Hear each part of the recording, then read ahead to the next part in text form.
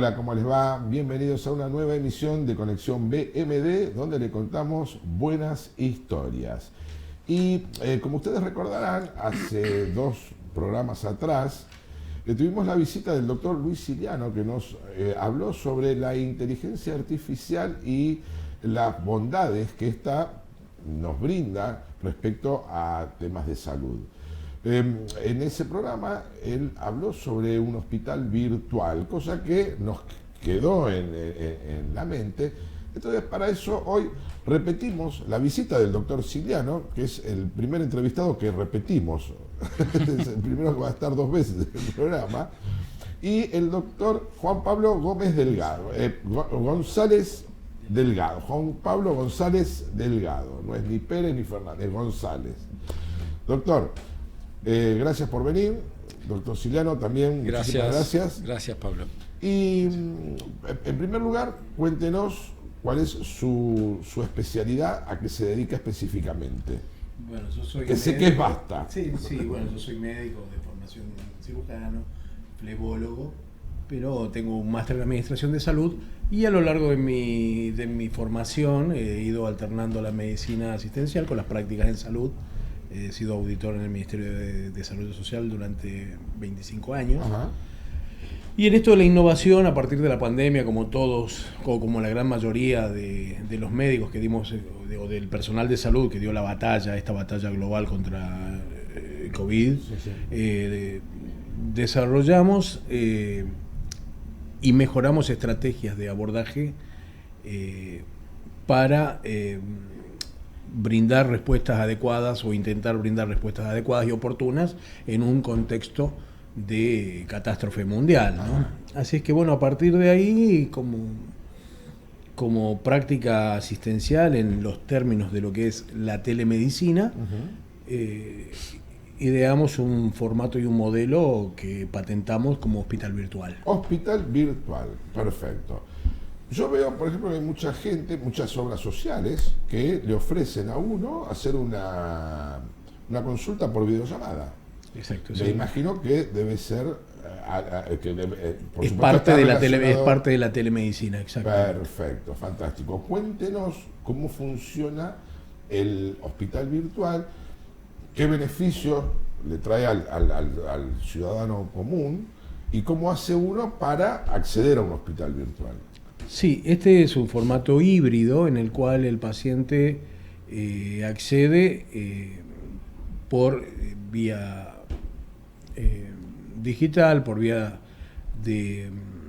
internet, y el concepto sería estar a un botón de distancia. La telemedicina y el hospital virtual particularmente busca equiparar inequidades de acceso esencialmente. Y sirve para desarrollar atenciones a distancia, en este caso, donde el paciente es asistido mediante teleasistencia, pero también es articulado en un escenario de atenciones que tienen que ver, de ser necesarias, con el análisis de laboratorio, con una derivación, si es necesario, o con una internación domiciliaria, si es necesaria.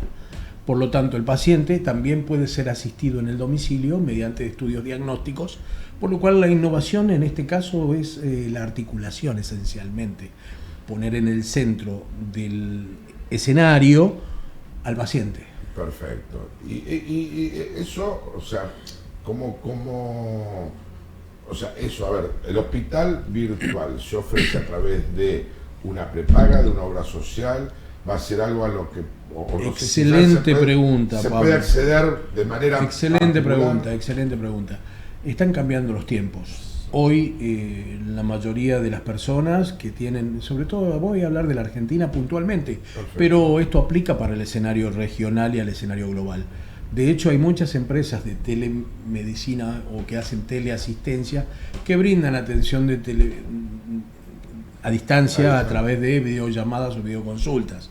Ese es uno de los aspectos de la telemedicina. El otro es este aspecto integrador que tiene que ver con tratar a los pacientes de manera adecuada y oportuna con las tecnologías innovadoras, pero también con aspectos de la medicina presencial que tiene que ver con la semiología, con el manejo, con la alimentación regional de donde se atiende al paciente, con los hábitos que hacen a lo que sería el real world evidence, la evidencia de la vida real, en la cual el paciente en su región está en contexto. Yo debo indicarle al paciente estrategias terapéuticas acordes a su medio. Por eso el hospital tiene una mirada 360 que tiene que ver con qué paciente tengo y qué contexto tengo de paciente, porque hoy incluso hay evidencia científica de tratamientos estándares versus tratamientos de ejercicios o de terapia no farmacológica que tienen similares o mejores resultados que la medicamentosa, digamos, ¿no? Los hábitos y el manejo de los hábitos. Así es que la innovación hoy en la telemedicina va más allá de lo que pueden ser las tecnologías digitales.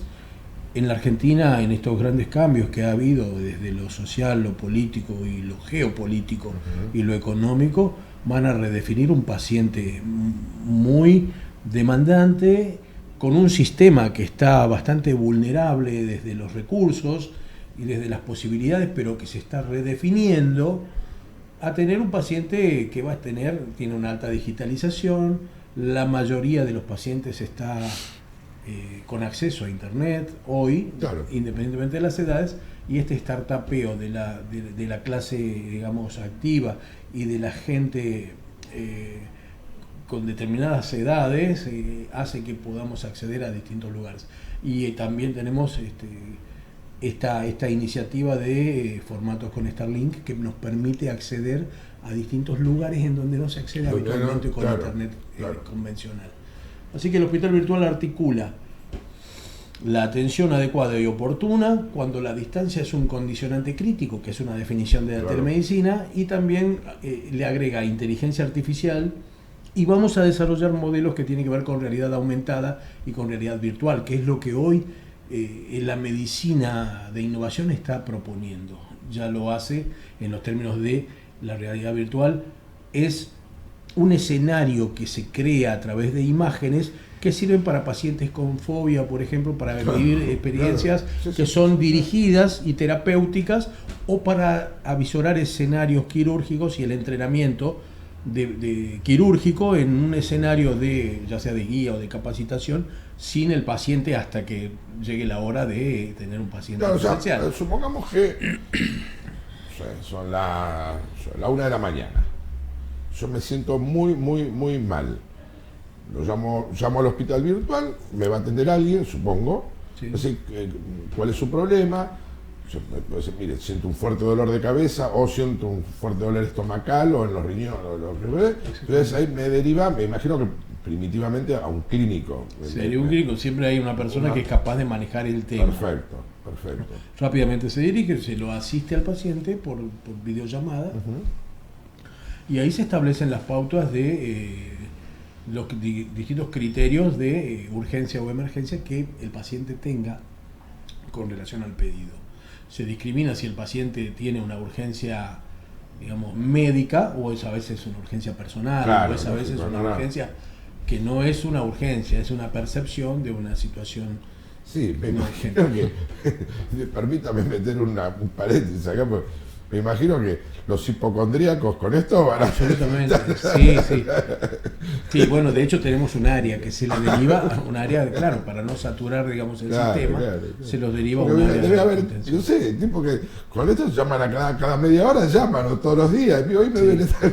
Sí, bueno, esos pacientes entran a un área de psicología, de salud mental. Claro, porque me imagino que debe haber un registro, que si una persona llamó en una semana 5 veces, con 5 problemas distintos o parecido al mismo, hay que ver ahí qué está pasando, hay algo que, y llegado el caso estudiarlo claramente, ¿no? Le repregunto lo que le pregunté antes, o sea, ¿cómo accede la persona? ¿A través de qué medio? De una llamada no, pero me refiero a través de internet del celular. No, está bien, pero ¿cómo? Yo quiero tener el hospital virtual. Puede ser particular o puede ser por una cobertura social. Ahí está. O porque pague el paciente, o porque alguien pague por él. Perfecto. Yo quiero contratar el servicio del hospital virtual. Es como, por ejemplo, el servicio de emergencias, por ejemplo. Absolutamente. Algo así. Que no gasta combustible, llega más rápido. Lógico. Tiene barrera baja de trenes, no hay un poco de demora, y la llegada es inmediata, digamos, a un botón de distancia. Y después se verá. Pero, a ver, déjeme ponerme en el lugar del abogado del diablo, ¿no? Porque, la persona que está del otro lado va a decir, ¿por qué no le pregunta tal cosa? Que se la tengo que preguntar. O sea, ¿cómo sabe el médico que yo tengo un pico de presión y que por ahí estoy a punto de tener, no sé, una ACV, no sé, o que tengo 40 grados de fiebre? Por ejemplo, si usted me dice a mí, yo la verdad que no sé tomarme la fiebre yo solo, o por ahí hay gente que no se sabe tomar la presión o no tiene el tensiómetro para tomarse la presión. Claramente, sí, absolutamente. Ahí el médico hace una serie de interrogatorios que tienen que ver con los antecedentes del paciente. Claro. Es un paciente que es adherente a un tratamiento, que ya lo tiene o no conoce su cuadro clínico. ¿Qué medicación está tomando? ¿Qué medicación? Que si abandonó la medicación o no. Es muy frecuente que el paciente es hipertenso, es adherente, toma la medicación como corresponde, pero el día de su cumpleaños no lo hizo. Claro. Y ayer cumplió años y hoy le duele la cabeza y está mareado. Bueno, esos son criterios que demandan una atención, digamos, pronta, complementaria, que tiene que ver con alguien que pueda asistirlo al paciente, ya sea tomándole la presión o derivando al paciente a su lugar, o al paciente mismo. Claro. Si está en condiciones, ser dirigido directamente a un centro médico. Claro, directamente le dice, mire, ¿a cuánto tiene, no sé, una guardia, por ejemplo? Bueno, tiene quien lo asista, tiene quien lo lleve. Ya, si no le mandan una Diríjase, ambulancia. o le mandamos una ambulancia, o le mandamos un enfermero, o le mandamos siempre alguien que tenga la capacidad de resolver eso. Claro, no, lógico. Tome la presión y tiene una urgencia hipertensiva, tiene una emergencia hipertensiva, o solamente tiene un cuadro de una crisis de angustia, pero eso se determina de manera taxativa, ¿no? Por supuesto. ¿Cómo entra? Porque usted recién habló de que esto se complementa con la inteligencia artificial. ¿Cómo entra acá? ¿Cuál es el rol, el papel que juega la inteligencia artificial? Podemos tomar el ejemplo recién de Juan. Ese paciente, el hipocondríaco, es un típico paciente, si es un paciente ya histórico, donde la inteligencia artificial lo va a detectar en el primer instante, porque va a tener toda su historia clínica anterior. Inmediatamente se va a dar cuenta, exacto, es hipocondríaco. No hay una correlación anatomoclínica entre lo que el paciente siente y lo que debiera sentir. Claro.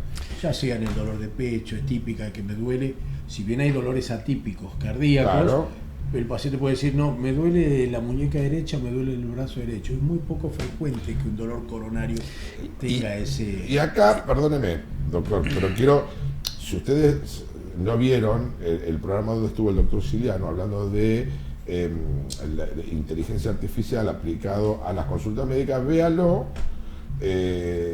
porque ahí precisamente van a escuchar muchas cosas referentes a esto que estamos hablando, que es el complemento, porque me da a mí la sensación de que el desarrollo de la plataforma que están haciendo con inteligencia artificial es el complemento, digamos, es como anillo al dedo, por decirlo de una...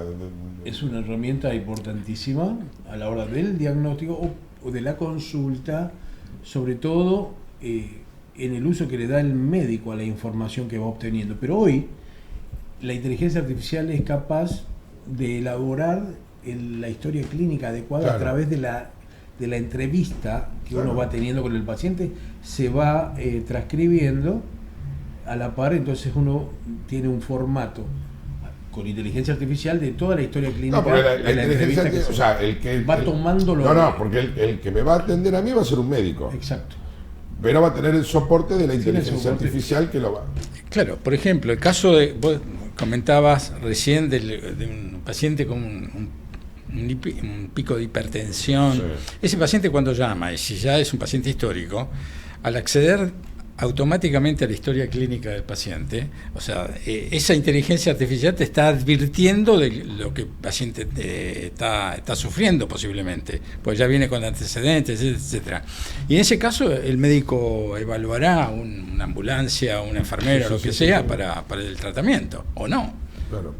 Pero sí, la aplicación, la herramienta es fundamental. Yo creo que va a ser, o sea, ya el uso de la inteligencia artificial que está haciendo Nosotros el año pasado en el hospital del Rey Juan Carlos tuvimos la posibilidad de rotar por el hospital, que le había implementado un sistema de telemedicina en la cual el médico estaba en la casa y el paciente en el hospital atendiéndose con soporte de enfermería solamente y un aparato. O sea, el médico en su domicilio. O sea, al revés, invirtieron. Exactamente. La hicieron al revés. La hicieron al revés por un tema logístico. El paciente quería ir al hospital. Bueno, va a ser atendido ahí. Tuvieron una gran mortalidad de profesionales en COVID. Claro. Ellos intubaban y hasta que no descubrieron una técnica en la cual se clampeaba el tubo a la hora de intubar, fue muy alta la complicación que tuvieron los médicos españoles sobre todo y europeos.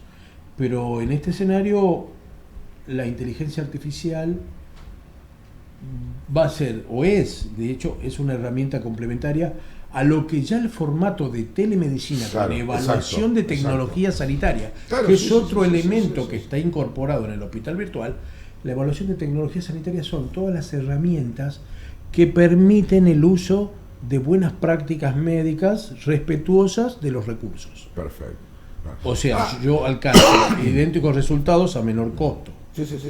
Esto a mí me hace pensar que, por ejemplo, es ideal para aquellas personas que, por ejemplo, viajan. Póngale, y yo quiero, supongamos yo estoy, no sé, estoy en Brasil, porque me fui de vacaciones a Brasil o en Chile o en Uruguay. Me siento mal o lo que sea, pero yo quiero hablar con mi médico, no quiero hablar con un médico por ahí de Brasil que uno por ahí, no sé, qué sé yo, no sé, la verdad, no voy a decir ni que son mejores ni peores, pero uno no es lo mismo el trato con un médico argentino que con un médico que uno ni siquiera sabe el idioma. Entonces, por ese lado me parece algo fantástico, porque yo puedo hablar, en el caso de que uno tenga médico de cabecera, con mi médico de cabecera o con un especialista que me va a entender mucho mejor que un médico del lugar, me parece a mí. Exacto, sí. El nivel de gestión en la pandemia, por la experiencia que tuvo el hospital virtual, en 1.500 pacientes de COVID positivos denunciados por CISA, fue de una bajísima internación y de una bajísima mortalidad de COVID. Sí. Muy, muy baja, 3 veces menores a la media. Claro, porque yo recuerdo que en la época del COVID ya existía la telemedicina y la teleconsulta. Absolutamente, sí. Pues después le decían a las personas, no, mire, si usted no está como para internarse, quédese en su casa, no se mueva.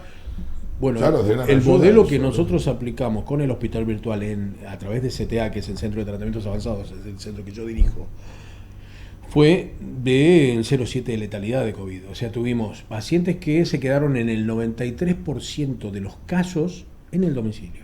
Claro. Y solo se internó el 7%, de los cuales hay un alto índice de fallecimiento y la mayoría entraban a terapia. Pero el paciente que es crítico, que tiene criterio de derivación, es derivado en una ambulancia, oportunamente y adecuadamente a su centro asistencial o al hospital público más cercano. Claro.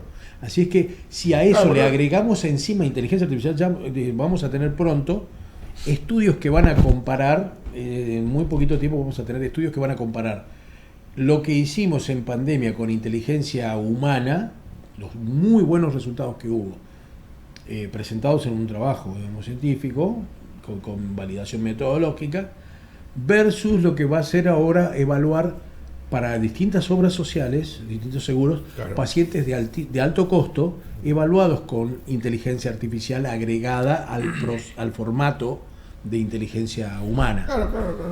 Así que eso a las obras sociales le va a servir de manera, va a ser un impacto absolutamente beneficioso para las obras sociales que hoy están combatiendo el alto costo, porque los costos que la medicina de innovación están generando en el mundo hace que países se unan hay un problema para los tratamientos. Por ahí, seguramente usted lo debe saber mejor que yo, que es el problema de conseguir un turno. O sea,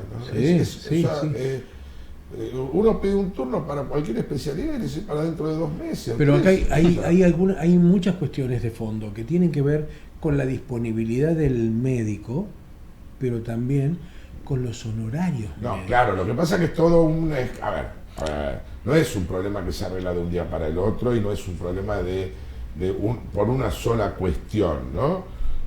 Porque, por ejemplo, el que es afiliado al PAMI pide un turno y se lo dan para dentro de 3 meses. ¿Y por qué no hay médico? Claro, no hay médico porque el médico no quiere trabajar para el PAMI porque le paga 2 pesos exactamente, es un tema de oferta, no de demanda. Exacto, no, claro, sí, es un tema de oferta. Es un tema que hay que arreglarlo. Por eso yo creo que en este nuevo escenario, donde estamos viendo que estamos culpando, como diría, hay un filósofo, no recuerdo bien el nombre, pero decía, bueno, le echamos la culpa al viento por el desastre que armé, que se armó en mi casa cuando dejé la ventana abierta. Claro. Entonces, la medicina hoy, el sistema de salud está en profundas transformaciones, pero a la vez la variable de ajuste es el recurso humano. Claro, seguro. Y entonces, más allá de que yo aumente la cantidad de auditores o promueva, como desde ayer la resolución 1 del 2025 está habilitando a capacitar a mediadores de los conflictos que se generan por tratamientos de alto costo que se van imponiendo, que los centros innovadores proponen porque vienen las nuevas tecnologías y las recetan, y el paciente demanda la cobertura, esos tratamientos que la cobertura no puede pagar, generan una judicialización y un impacto sanitario y económico a las organizaciones que es imposible de resolver. Por lo tanto, hoy el Estado ha habilitado a través de una resolución conjunta, con la resolución 1 del 2025 entre el Ministerio de Salud y el Ministerio de Justicia, la capacidad y la dotación, digamos, de mediadores especializados en negociar y en equiparar la expectativa de tratamiento del paciente con toda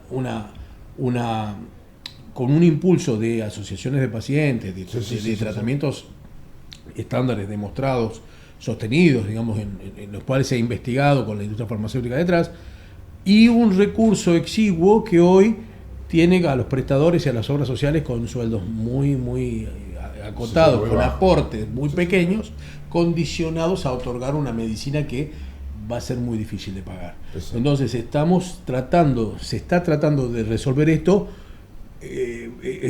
buscando una mediación, pero no va a resolver ese problema, porque esto es como cuando nos funciona el auto, nos calienta el auto y yo apago el termostato, o regulo el termostato para que no tenga problemas. Sí, o reloj de la temperatura y no veo la temperatura. O le pongo agua cuando me enfría, o aumento el depósito del radiador para tener más agua, pero no va a resolver por ahora solamente esa medida, este problema que es de mucha más de mucha más profundidad, mucha más trascendencia. Pero yo creo que esencialmente es una herramienta, es una estrategia. Hay otros que dicen que el mejor desarrollo sustentable de un país es una fuente de trabajo genuino. No, lógicamente. Eso resuelve el desarrollo, resuelve la marginación y la equidad. Pero eso ahí estamos de acuerdo. Así que esto sería una herramienta más, el hospital virtual con la inteligencia artificial para los costos catastróficos que impactan en el sistema, para ponerlo a disposición de los expertos y generar la mejor medicina posible. Es más económico, achica muchos gastos, es más rápido, es más ágil, qué sé yo, más, pero ya le digo, pedir un turno. Y es más democrático también. Y es más democrático, exactamente, exacto.